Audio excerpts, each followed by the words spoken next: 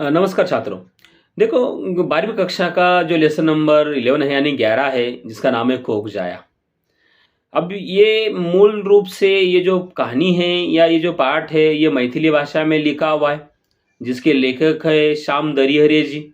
और उसे हिंदी भाषा में ट्रांसलेट किया गया है, बैद्यनाथ झा जी ने उसे ट्रांसलेट किया हुआ है, उसे हम तक पहुँचाया।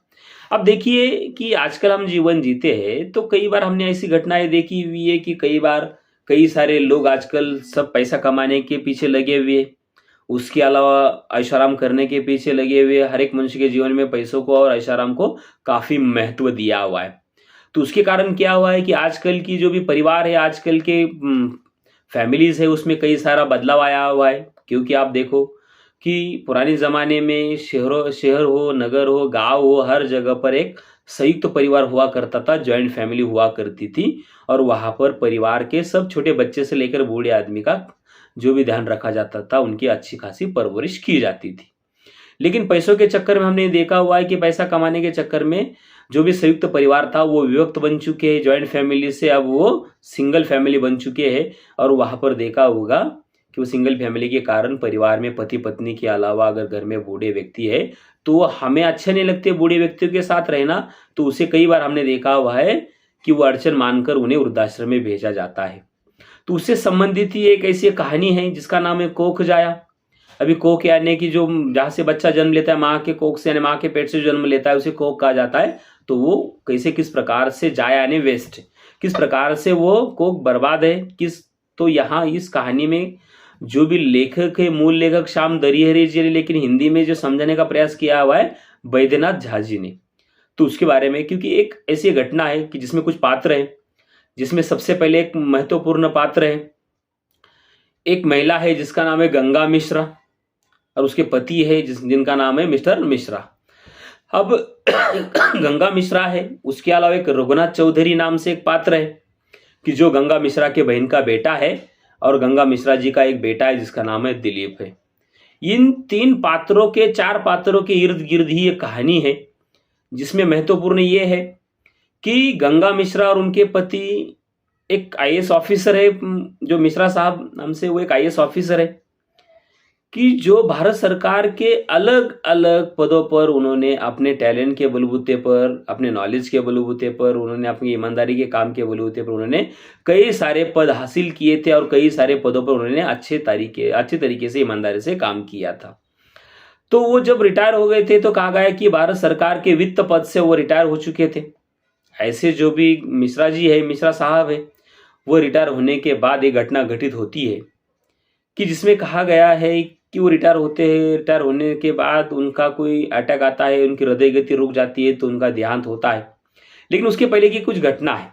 अब उसके पहले घटना ये है कि वो जो गंगा मिश्रा जो महिला है, वह और उनकी बहन दोनों एक स्कूल में पढ़ते थे। स्कूल में पढ़ने के बाद कॉलेज में पढ़ते थे, तो उनके साथ उनके कोई साथी क्लासमेट्स थे, जिसमें मिश्रा साहब है, उसके अलावा उनके एक साथी थे।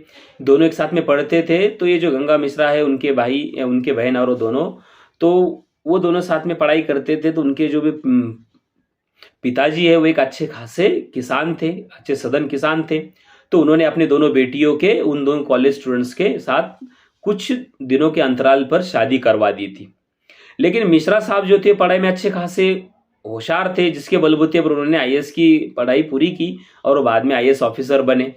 फिर आईएएस ऑफिसर बनने के बाद वो गुजरात में कलेक्टर थे, फिर दिल्ली में वो, मतलब कई सारी जगह पर उन्होंने अपना जो भी ईमानदारी से आईएएस का जो भी नौकरी थी वो की। तो उनका एक बेटा था जिसका नाम है दिलीप। दिलीप को उन्होंने दिल्ली में पोस्टिंग होने के समय उन्होंने उसे एम्स में पढ़ाई करवाई थी, उसे डॉक्टर बनाया था। डॉक्टर बनने के बाद वो दिलीप विदेश में यानी लंदन में जो भी नौकरी के सिलसिले में को बाकी की पढ़ाई के कारण वो लंदन चला गया। फिर बीच-बीच में वो इंडिया आता था, भारत देश आता था, फिर वापस चला जाता। बाद में वो कहा गया कि उसकी शादी होती है, शादी होने के बाद वो कभी-कभार ही भारत में आने लगा था।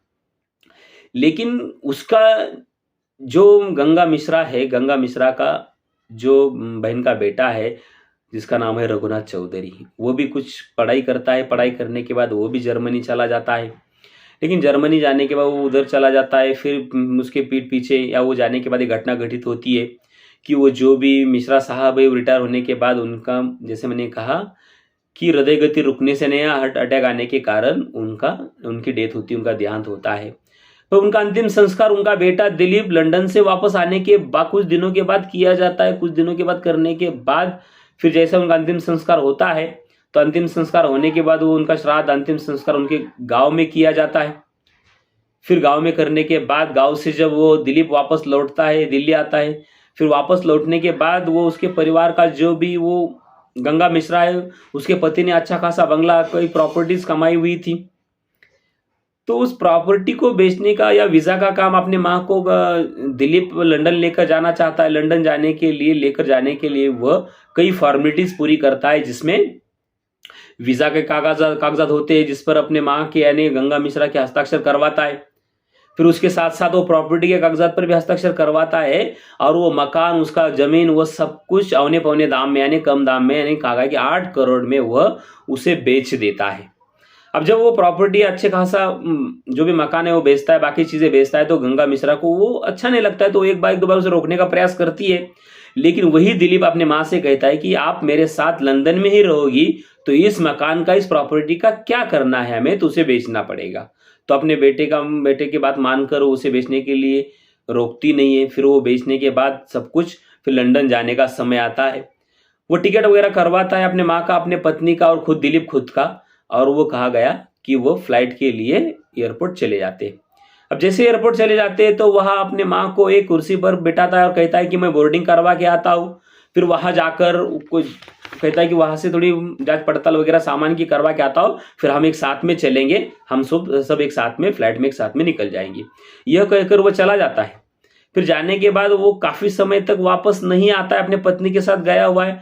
तो गंगा मिश्रा वो थोड़ी परेशान हो जाती है, वो सोचती है, तो फिर वहां पर जो सिक्योरिटी गार्ड है उसी से पूछती है कि मेरा बेटा कुछ जानकारी लेने के लिए वो वहां पर बोर्डिंग करवाने के लिए गया हुआ है, तो वहां से अब तक लौटा नहीं है, तो क्यों नहीं लौटा है, क्या हुआ है, सामान में कुछ परेशानी वगैरह, वो जांच करने के लिए वो सिक्योरिटी को भेज देती है। सिक्योरिटी गार्ड जो है वो पूछता है कि आपका टिकट कहाँ है, वो कहती है कि टिकट तो मेरा उसी के पास है। फिर वो ये भी पूछता है कि आपकी फ्लाइट कौन सी है, तो बताती है कि ब्रिटिश एयरवेज की जो भी फ्लाइट है उसका नाम बताती है। फिर वो कहता है कि आप रुकिए, मैं जांच पड़ताल करके वापस आता हूँ। फिर वो चला जाता है, वापस आता है, तो जांच पड़ताल करके वो आकर कहता है कि गंगा मिश्रा जी को कि आपको हमारे सिक्योरिटी इंचार्ज ने आपको बुलाया हुआ, उस ऑफिस में आकर बैठने के लिए कहा है। जैसे वहां पर वो चली जाती है, ऐसा क्यों हुआ है, क्या हुआ है, फिर वहां जाकर देखती है तो वहाँ कई सारे लोग बैठे हुए, वहाँ जो भी सिक्योरिटी इंचार्ज के लोग वहां पर जमा हुए है वो देखती है। वो पूछते हैं, एक आईजी ऑफिसर आता है, वो कहता है कि आपका सामान कौन सा है वगैरह, वो पूछा जाता है। वो कहता है कि आपको एक दुख की बात बताने जा रहा हूं कि आपके बेटे ने, यानी आपका बेटा जो दिलीप है, उसने आपका जो भी, आपको यहीं पर छोड़कर, आपके साथ धोखा करके वो लंदन चला गया हुआ है, आपको यहीं पर छोड़कर गया हुआ है, और आपका टिकट भी उसने सरेंडर करवाया है। अब ये कहने के बाद गंगा मिश्रा को थोड़ा बुरा लगता है। वो एक बार कहती भी है कि ऐसा कैसा मेरा बेटा कर सकता है, उसने मेरा मकान बेचा है, मेरी पूरी प्रॉपर्टी बेची हुई है, और मेरा बेटा ऐसा मेरे साथ नहीं कर सकता है, मुझे यहाँ पर आना छोड़कर नहीं जा सकता, और मैं जाऊंगी कहाँ, रहूंगी कहाँ, और उसे ऐसा करने की क्या जरूरत है। आप शायद कोई गलत मुझे इन्फॉर्मेशन या सूचना दे रहे हो, आपको पता नहीं है मैं भारत के भूतपूर्व वित्त सचिव की पत्नी हूं, और मेरे साथ इस प्रकार का मजाक वगैरह आप नहीं कर सकते, फिर से सही ढंग से जांच कीजिए या मुझे बताइए। फिर भी वो आईजी ऑफिसर कहते हैं, वो जो है वो आते हैं, तो वो कहते हैं कि आपके साथ धोखा हुआ है। आप अगर कहते हो, क्योंकि जो आए हुए आईजी ऑफिसर है वह गर्ग साहब है। अब जो गर्ग साहब है उन्होंने कई बार जो भी वो मिश्रा साहब थे उनके अंडर काम किया था। वो कहता है कि मुझ पर मिश्रा साहब के कई सारे एहसान है, हम पर इस विभाग में काम करते थे, उन्होंने उनका अच्छा काम किया था वगैरह वो कहते। तो वो कहता है कि अगर आप चाहते हो तो कोई मदद करना है, अगर आप चाहते हो तो आपके बेटे दिलीप को हम लंदन में ही पहले वहां पकड़कर वापस ला सकते हैं, अगर आप कहती हो तो। पर ये कहने के बाद भी वो गंगा मिश्रा अपने बेटे के प्रति या अपना बेटा दिलीप उसके बारे में कोई गलत शब्द भी इस्तेमाल नहीं करती। वो कहती है कि मुझे कुछ नहीं करना है, मुझे सिर्फ आप एक काम कीजिए कि मुझे कोई अच्छे से वृद्धाश्रम में आप छोड़ दीजिए, इतना इंतजाम मेरा कर दीजिए। अभी कहने के बाद उसके बाद भी कहा, घटना होने के बाद हमारे देश में कई सारे मीडियाओं ने इस घटना से संबंधित कई सारी बातें की, कई सारी चर्चाएं हुई, कई सारा हंगामा तक हुआ कि एक आईजी ऑफिसर की या एक आईएएस ऑफिसर की पत्नी जो विधवा पत्नी है उसके साथ उसका बेटा इस प्रकार से बर्ताव करता होगा, तो बाकी सामान्य विधवाओं का क्या होता होगा, उसके संबंध में काफी सारी चर्चाएं भी हुई। लेकिन उसी गर्ग साहब ने वो जो गंगा मिश्रा है उसे एक वृद्धाश्रम में लेकर गए और एक वृद्धाश्रम में छोड़ा, और उस वृद्धाश्रम के फाटक पर एक नाम था, उस वृद्धाश्रम का नाम था मातेश्वरी महिला वृद्धाश्रम। अब मातेश्वरी वृद्धाश्रम में छोड़ा गया, ये घटना होकर काफी समय होता है। फिर उसी बीच कहा जाता है कि वो जो भी उसके मौसी का बेटा है, यानी जो रघुनाथ चौधरी है, गंगा मिश्रा के बहन का बेटा है, वह जर्मनी से लौटता है। उसे फिर बाद में पता चलता है क्या हुआ क्या नहीं उसके बारे में। तो वो वृद्धाश्रम में, जो मातेश्वरी महिला वृद्धाश्रम है, वहां पर चला जाता है। वहां जाकर वो अपना एक कागज लिखकर वहां सबसे पहले तो वहां आता है, और वो जो भी वृद्धाश्रम उसके बाहर जो घंटी लगी हुई है उसको बजाता है। फिर वो घंटी से अंदर से कोई व्यक्ति आता है, पूछता है क्या श्रीमान जी क्या चाहिए वगैरह। वो कहता है कि मुझे गंगा मिश्रा से मिलना है। तो वो जो आया हुआ वृद्धाश्रम का व्यक्ति है, तो वो कहता है कि वो तो इसके पहले किसी से नहीं मिले, ठीक है, फिर भी मैं आपसे उनसे पूछता हूँ आपका नाम क्या है। तो वो कहता है कि रघुनाथ चौधरी। फिर जाके बताता है, वो कहता है कि वो जो भी गंगा मिश्रा है वो अब तक यहाँ आए हुए काफी समय हुआ, पर वो अभी तक किसी से मिली नहीं, किसी से बात नहीं की है, और आप उनके कौन है, वो आपकी कौन है, जिससे वो उनके बारे में पूछता होता है मेरी मौसी है वगैरह। फिर वो जो भी वहाँ का व्यक्ति है उस वृद्धाश्रम को कहता है कि जैसे आपका नाम मैंने बताया गंगा मिश्रा को, वो काफी समय तक रो पड़ी। रोने के बाद उसने आपसे मिलने के लिए हाँ भी कहा, तो वो वहाँ पर गार्डन में एक बगीचे में एक कॉर्नर पे बैठी हुई, आप जाकर उनसे मिल सकते हैं। क्योंकि उसने कहा कि वो उनके परिवार के काफी सारे लोग आए, कई सारे उन्होंने बातें की, उनसे मिलने की परमिशन मांगी, पर उन्होंने कभी मिलने से इनकार ही किया। क्योंकि दिलीप ने भी कई बार कोशिश की थी अपने पत्नी के साथ आकर माफी मांगने की, अपने माँ से मिलने की, पर गंगा मिश्रा ने कभी भी अपने बेटे का या उसके पत्नी का यानी अपने बहू का कभी चेहरा देखना भी पसंद नहीं किया। क्योंकि वह उनसे अपने बात से वो अटल रही, क्योंकि उसके बेटे ने उनसे धोखा किया था। लेकिन जैसे रघुनाथ चौधरी से वो मिली, रघुनाथ चौधरी से जो घटना घटित हुई उसके बारे में जानकारी दी, उसके बारे में बातें की, फिर उसी ने ही अपने रघुनाथ चौधरी से कहा कि कभी कभार यहाँ आया करो, अपने पत्नी को लेकर आया करो। तो वो रघुनाथ चौधरी भी हर रविवार के दिन बीच बीच में वो अपने मौसी को मिलने के लिए वृद्धाश्रम में जाता था। क्यों? कि उसी मौसी का उस रघुनाथ चौधरी पर, यानी गंगा मिश्रा जी का रघुनाथ चौधरी पर कई सारे एहसान थे, कई सारे उपकार थे। क्योंकि जब कहा गया कि वो जो भी रघुनाथ चौधरी है वो पढ़ने में, उसके पिताजी पढ़ने में ऐसे वैसे थे, खास ऐसी कुछ पढ़ाई नहीं कर पा रहे थे, लेकिन गंगा मिश्रा के पति यानी उसके मौसा थे वो अच्छे खासे पढ़ने में होशियार थे। तो उसके रघुनाथ चौधरी की पढ़ाई का भी जो जिम्मा है वो गंगा मिश्रा ने ही लिया था। तो जिसके कारण रघुनाथ चौधरी और गंगा मिश्रा का एक दूसरे के प्रति अच्छा खासा एक दूसरे के साथ जो भी लगाव था, उसके कारण वो अपने मौसी के बारे में देखभाल करता था। देखभाल करने के बाद वो लगातार अपने मौसी को मिलने के लिए भी वहां पर जाता था। लेकिन एक दिन ऐसी घटना होती कि वो मौसी यानी गंगा मिश्रा इस दुनिया से चल बसती है, उनका देहांत होता है। फिर देहांत होने के बाद वो रघुनाथ चौधरी को वृद्धाश्रम से कुछ जानकारी सूचना दी जाती है। फिर आने के उनके हाथ में एक लिफाफा और एक लेटर उनके हाथ में रखा जाता है, एक पत्र दिया जाता है जिसमें लिखा जाता है कि वो मौसी मरने के बाद गंगा मिश्रा का अंतिम संस्कार करने का अधिकार उन्होंने अपने बेटे दिलीप को नहीं दिया था, तो बल्कि अपने बहन का जो बेटा है रघुनाथ चौधरी, उन्हें वो अधिकार दिया था। और एक लिफाफा दिया था। लिफाफे में क्या था, वो वृद्धाश्रम के तरफ से उसे समझाया गया कि आपको उसमें देखना होगा उसमें क्या लिखा है, अंतिम संस्कार वगैरह क्या करने हैं, क्या किस प्रकार से।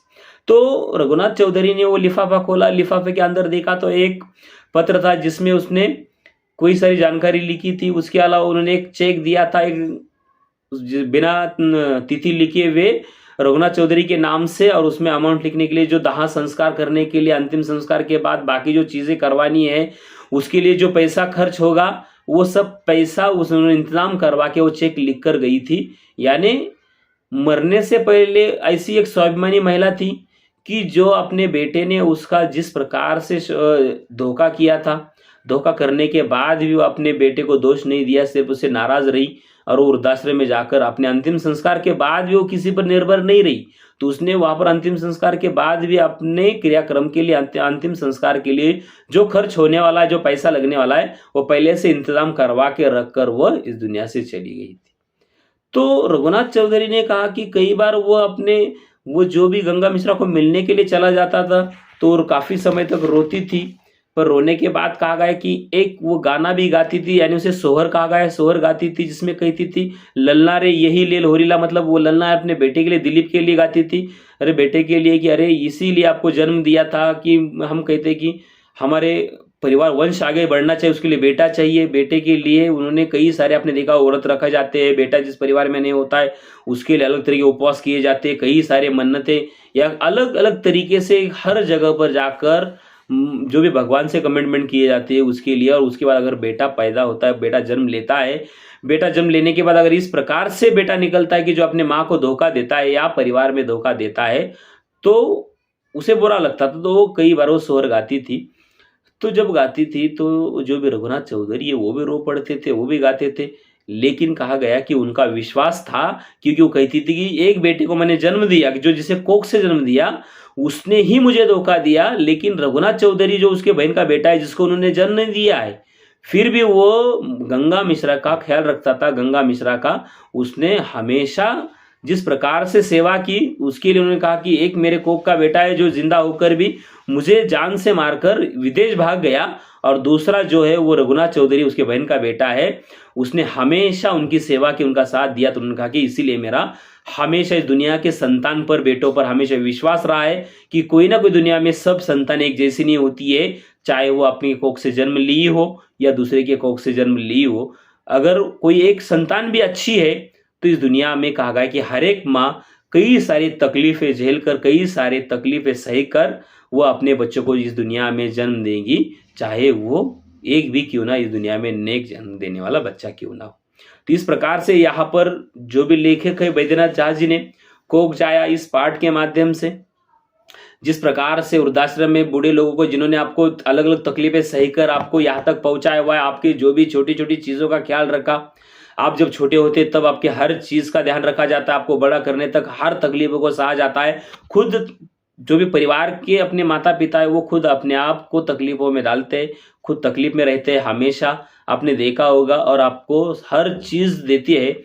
जब हमें उनकी ज़रूरत होती है तो अपनी ज़रूरतें पूरे करते हैं, लेकिन जब बूढ़े हो जाते हैं तो उनको भी हमारी ज़रूरत होती है, तो हमें भी उनका ख्याल रखना चाहिए, हमें भी उनकी ज़रूरतें पूरी करनी चाहिए। जैसे उन्होंने बचपन में हमारा सहारा बने, तो बुढ़ापे हम उनका सहारा बने, ना कि उन्हें वृद्धाश्रम में भेजे। तो इस प्रकार से यहाँ पर आज के मतलब आज जो भी वर्तमान युग में हम तरक्की के नाम के नीचे, पैसा कमाने के चक्कर में हम परिवार से बिछड़ते जा रहे हैं, और परिवार के लोगों के बीच में जो भावनाएं है, एक दूसरे के प्रति जो भी प्यार मोहब्बत है वो कम होती जा रही। यही यहाँ पर इस पाठ के माध्यम से लेखक को समझाना था।